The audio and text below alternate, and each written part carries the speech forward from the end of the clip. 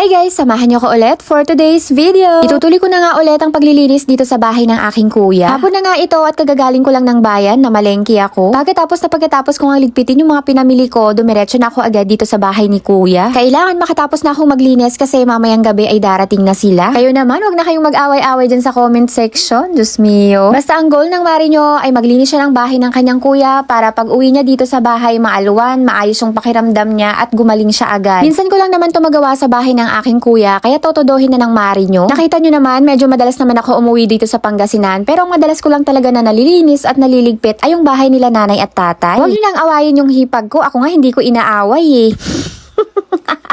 Kayo talaga, nakikimarites na nga lang kayo eh. Charis. So yan, medyo magulo, i-organize ko na lang. Para naman kahit paano ay umayos-ayos ng konti tong lababo nila. Itatapon ko na nga din yung mga hindi nila ginagamit para makabawas man lang dito sa mga abubot nila.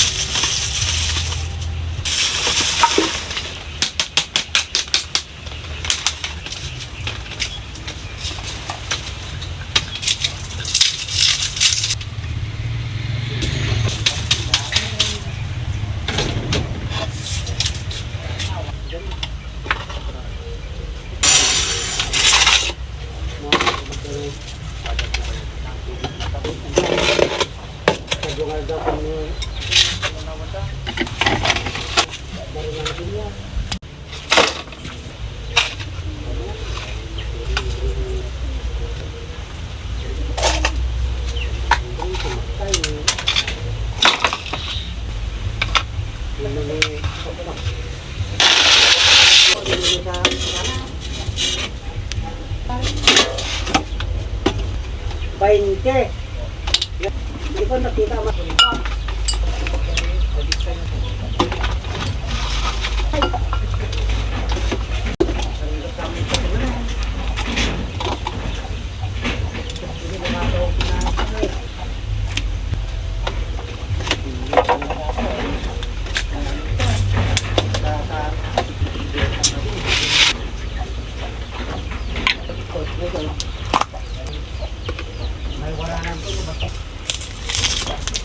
So ayan, yung mga alam ko hindi naman na talaga mapapakinabangan ay talagang diretso basurahan na. Hindi pa din naman pwedeng pala desisyon kasi bahay pa din nila to. Gaya nitong mga Tupperware na to, tingin ko naman matagal nang naka-stack dyan at hindi naman na talaga nila yan magagamit. Iipunin ko na lang muna siya sa isang sako at ipangalakal na lang. Sa sobrang tagal na nga din na naka-stack dyan, ayan, sumasagap lang siya ng mga alikabok at kung ano-anong dumi.